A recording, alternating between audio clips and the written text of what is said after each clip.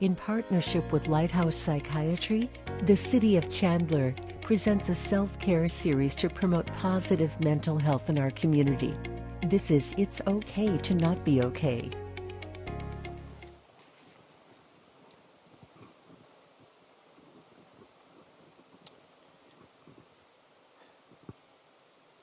I want to share with you an experience I had with time travel about 3 years ago. At that time, I was able to travel back to the year 1981.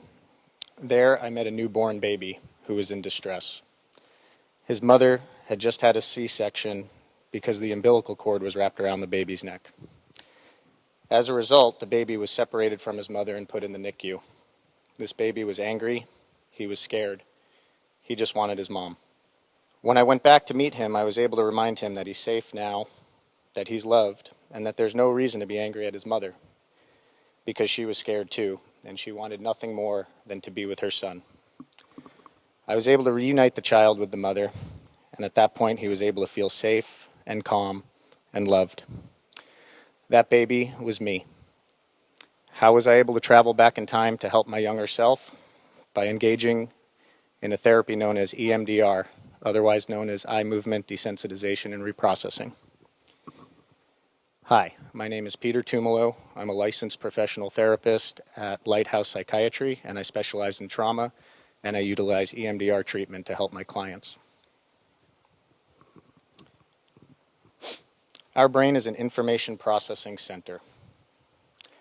It takes in information with our 5 senses, sorts this information, processes it, and usually resolves these events, filing them away in the long-term memory so we can learn and grow from them. Most of these events are processed with ease, with no issues. Traumatic events, however, are so big, so massive, so confusing or overwhelming that the system has a hard time sorting through them to a resolution. Traumatic events are very different than other events. These events actually get stuck in our minds and in our bodies, in our central nervous system. When this happens, they get stuck there with the original sights, sounds, smells, as well with the original thoughts, such as, I'm not good, or it's my fault, or I'm not safe, and the original emotions, such as fear or anxiety, and body sensations, such as a racing heart or a tightness in your chest. When events in the current day remind us of these traumatic events, our system responds as if they're happening here and now rather than there and then.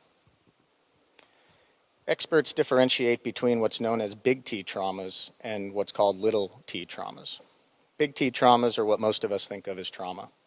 These are things like physical, sexual, or emotional abuse, car accidents, shootings, events like 9/11 or the Boston bombings. Little t traumas, however, we can think of as just everyday adversities that we all experience from time to time. Things like moving a lot when you're a child, getting bullied at school, or being raised by overly critical parents. Oftentimes these events can be processed with ease as long as they're not chronic and long-lasting. But if these events are chronic and long-lasting, and the child doesn't have a healthy support system, coupled maybe with a few big T traumas, the events can be overwhelming for the child. So I want to kind of paint a picture of how big T trauma affects people as well as little t trauma. We've all seen war movies, Platoon or Full Metal Jacket, for example, and have kind of images in our head of a war veteran who's returning home from war, who's been diagnosed with PTSD. And, the typical scene is he's walking down the street, doing fine, and then a car backfires, or a helicopter flies overhead. And in that moment, that soldier is transported back to the war. His heart starts racing. He might think to himself, I'm not safe, I'm in danger, or people are trying to hurt me. And he might react in kind. That's how trauma works. It's when the past feels present.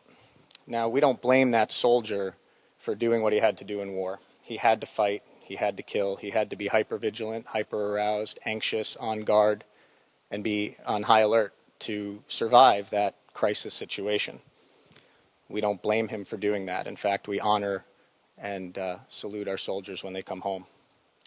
However, if you take that same soldier and you put him in a checkout line at Walmart, maybe it's a really hot day, maybe there's a baby crying in the back, the line's taking too long, and some guy's just standing way too close to him, that same fight response that helped him survive the war might get triggered. And when that happens, there could be obviously dangerous consequences for both him and the people around him. But it's that same fight response that helped him survive a chaotic or stressful situation. So what helps us in crisis actually sometimes becomes maladaptive when we're out of crisis. So that's big T trauma. Let me give you an example of little t trauma, which we oftentimes don't understand how that works or how that affects us. Let's imagine a young girl, for example, growing up with overly critical parents. She tries to please them as much as she can, to no avail. You know, she gets an A- and mom and dad come down on her for not getting an A+. As a result, to try to mitigate this, she becomes critical of herself.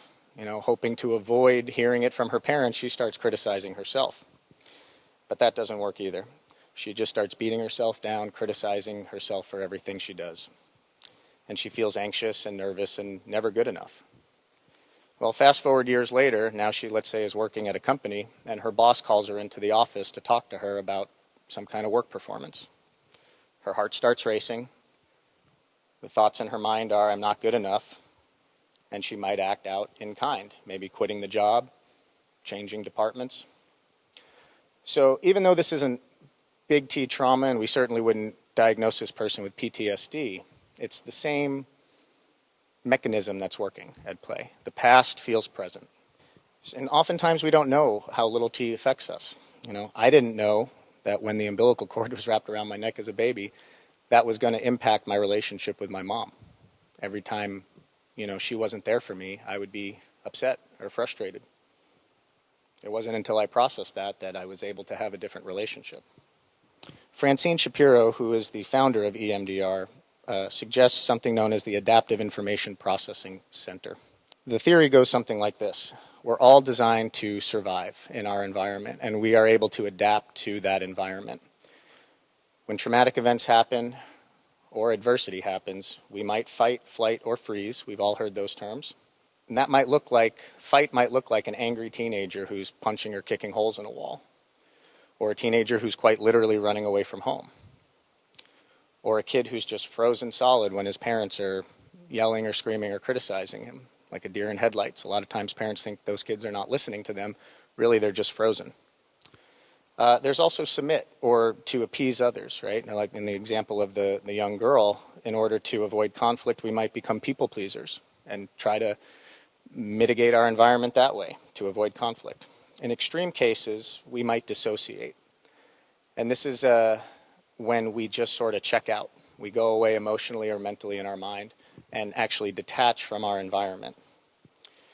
These might be the only survival strategies available to us at the time, and they're the best we have. Much like not blaming the war veteran for doing what he had to do, oftentimes these are the best strategies we have to survive the wars we face at home or in school.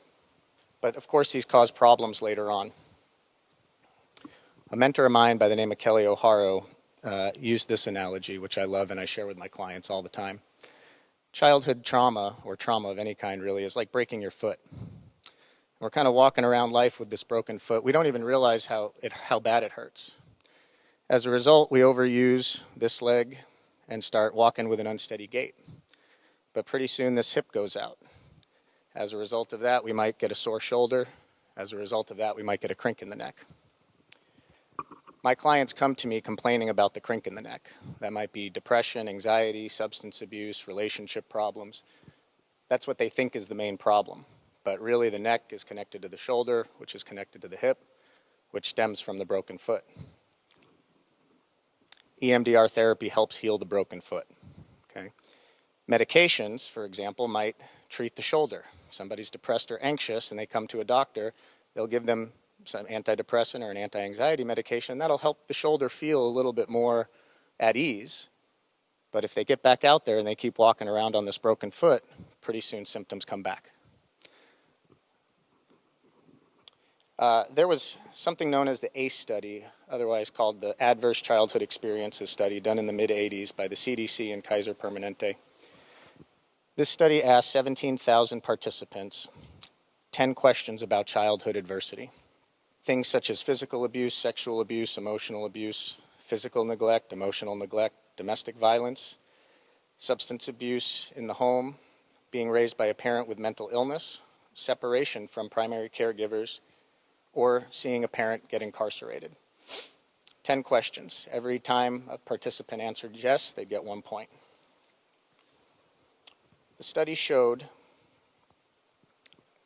that the higher an ACE score, the more likely it is for that child to grow up to have mental health issues, substance abuse issues.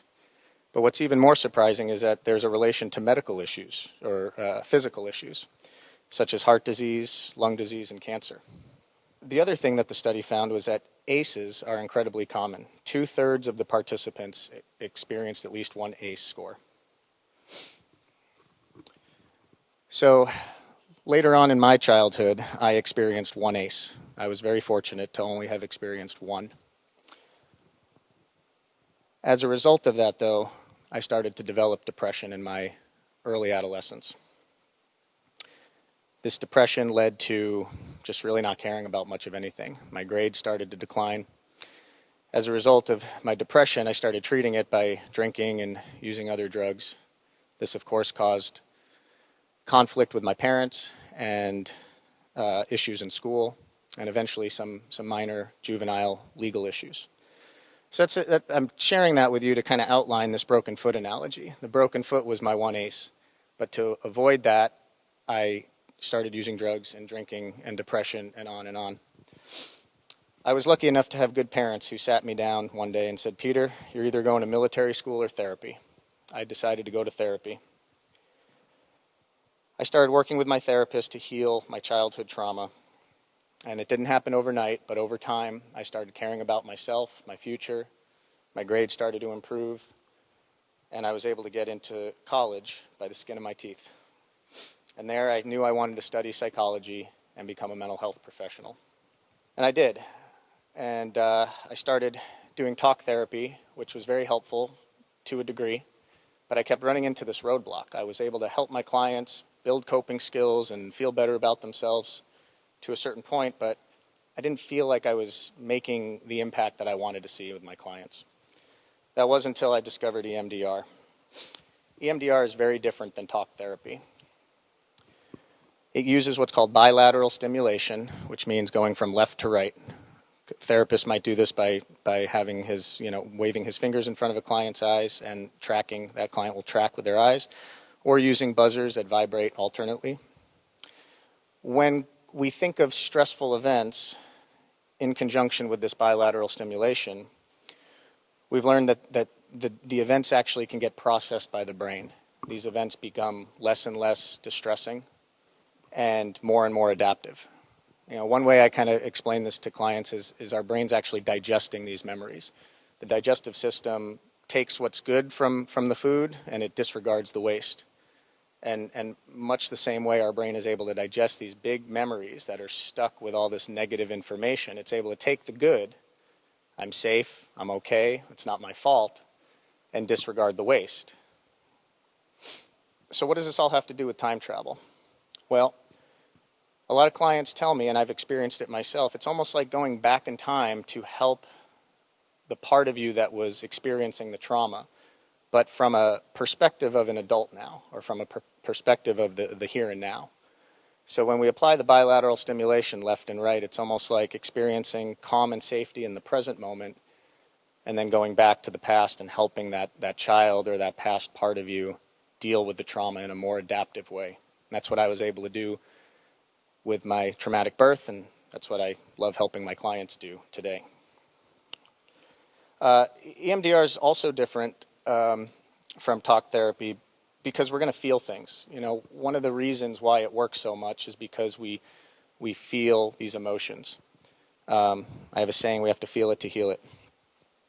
And I'll give you an example of what I mean by this. One symptom of PTSD or trauma is the avoidance of the things that remind us of the trauma. We want to avoid those things. And that makes sense, right? It's scary, it's uncomfortable, it's unpleasant, so we tend to run in the opposite direction. Well, whatever we resist tends to persist. So an analogy I use is if I have a fear of flights, of planes, as long as I don't get on an airplane, my fear of flying continues. I actually have to get on the plane, feel the anxiety in my body, fly in the plane, and then land. And when I land, there's that release of adrenaline, and there's that excitement that, yes, I did it. I kind of conquered that fear. But if I don't feel that in my body, and there's not that release of at the end when I land, I'm not really healing anything. So think, for example, if I got on the plane, still had the same fear of flying, and I took a bunch of pills and shot down a shot of whiskey and just knocked myself out on the plane. And I just slept the whole way through. When I land, someone has to shake me awake, and I kind of walk off the plane stumbling. I don't experience that same release and that same feeling in my body of, I did this, I conquered this, I feel that feeling.